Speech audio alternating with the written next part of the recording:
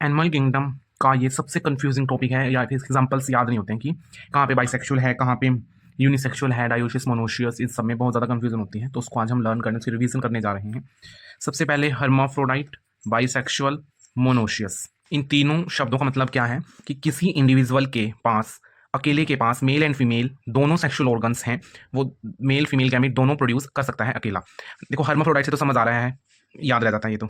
अब हम मोनोशियस और बाइसेक्सुअल को कैसे याद करो, मोनोशियस मोनो, इसका राइम बन रहा है मोनो दोनों। तो इस चीज से आप याद कर सकते हो कि मोनो दोनों, दोनों यानी इसके पास दोनों सेक्सुअल ऑर्गन्स हैं। बाइसेक्सुअल यानी दोनों, सेक्सुअल यहाँ यानी सेक्स ऑर्गन्स, कि दोनों सेक्सुअल ऑर्गन्स हैं। तो आप यहां से याद कर सकते हो इनके हर्माफ्रोडाइट, बाइसेक्सुअल, मोनोशियस। इसके एग्जांपल्स हैं Porifera, Coelenterata, Ctenophora, Platyhelminthes, Annelida except Nereis and Urochordata जो एक सब फाइलम है कोडेटा का। हमें सिर्फ ये एग्जांपल याद करने हैं, और जो रिमेनिंग जो बच चुके हैं वो हमारे यूनिसेक्सुअल या फिर डायोसिस में आ जाएंगे, जिनमें दोनों सेक्सेस सेपरेट होते हैं, मेल और फीमेल अलग अलग होते हैं। रिमेनिंग ऑल और बचते बचे हुए सब यूनिसेक्सुअल डायोसिस में आ जाएंगे। हमें सिर्फ ये इतना सा ये याद करना है।